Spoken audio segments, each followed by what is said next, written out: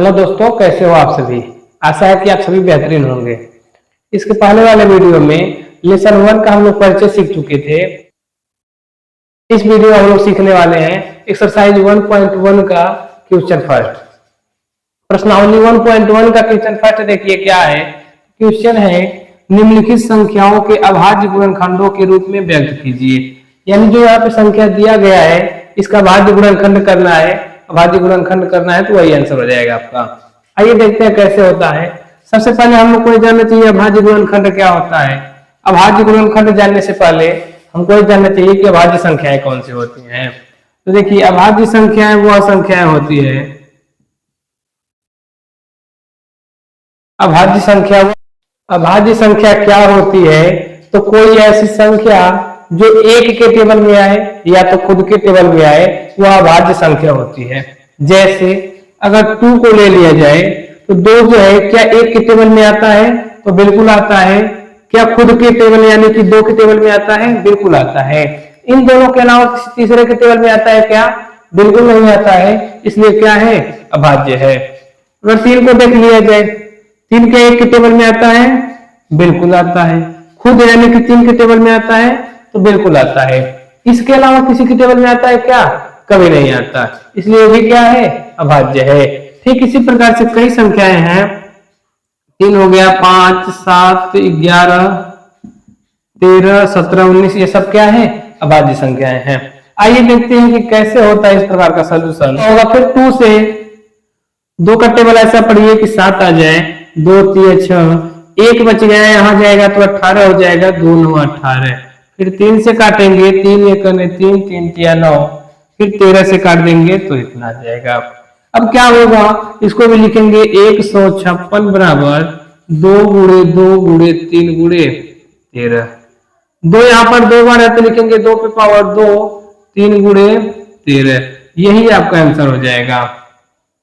अब 38 25 इसको भी डिवाइड करेंगे। 3 की विभाज्यता का नियम आप लोग को पता है क्या, नहीं पता अगर तो आइए हम बताते हैं कि सभी संख्याओं को जोड़ लिया जाता है, ऐड किया जाता है। ऐड करने के बाद अगर 3 के टेबल में आ रहा है तो वह संख्या 3 की डिवाइड हो जाता है। देखिए कैसे, 8 3 11 2 13 13 5 18। क्या 18 3 के टेबल में आता है, तो बिल्कुल आता है। यह 3 से डिवाइड हो जाएगा। देखिए 3 1 3, इसके पास आइए 3 दूना 6, 2 बचा 22, 3 7 21, 1 बचा 15, 3 5 15। फिर एक बार चेक किया जाए तो 2 1 3 7 10 5 15, फिर से कट जाएगा। लिखेंगे 3 3 4 12, 3 दूना 6, 3 5 15। अब देखा जाए कटेगा कि नहीं, तो 4 2 6 5 11 नहीं कटेगा। जब नहीं कटेगा तो डायरेक्ट 5 से काटेंगे क्योंकि लास्ट संख्या क्या है, 5 है। 5 बटे 40, 2 बचा 5 5 25, फिर 5 से काटेंगे तो 17 बार में, 17 से काटेंगे तो 1 बार में।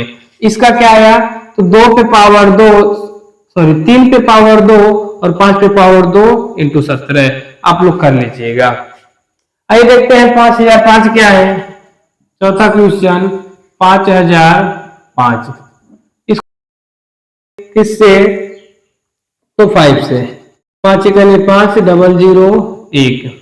अब किससे कटेगा इसको, तो देखेंगे किससे कटने वाला है। तो क्या 5 से कटने वाला है, तो बिल्कुल कटने वाला है, तो लिखेंगे 5 5 1 5 0 0 5 1 5। अब देखेंगे ये किससे कटने वाला है, तो संख्या जो है 7 से कट जाएगी।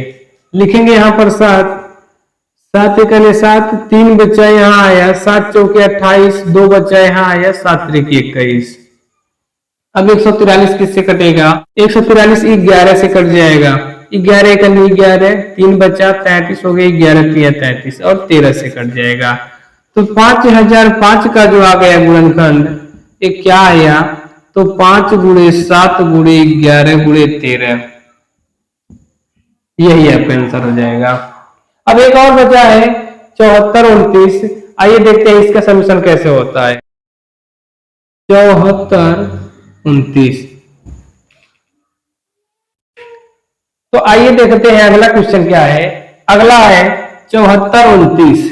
इसका हमको अभाज्य गुणनखंड ज्ञात करना है, तो कैसे करेंगे, ये तगड़ा प्रश्न है।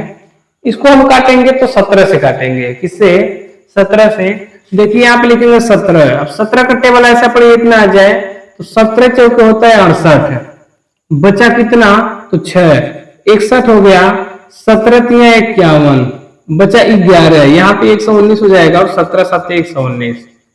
अब किससे हम काटेंगे तो अब कटता है 19 से, 19 दूना होता है 38, 19 दूना 38, 5 बचा 57, 19 तिया 57। अब 23 से हम काट देंगे तो एक बार में, यानी कि 74, 29 का जो गुणनखंड आया वो 17, 19, 23 ये आ गया। बेहतरीन क्वेश्चन था, इसमें बच्चे फंस जाते हैं क्योंकि जिनको बड़े नंबर का टेबल नहीं याद रहता है वो लोग फंस जाते हैं। ऐसा है कि आप सभी को इतना समझ आया होगा, अगर समझ आया हो तो वीडियो को लाइक जरूर करना और चैनल पर नए हो तो चैनल को सब्सक्राइब जरूर कर देना।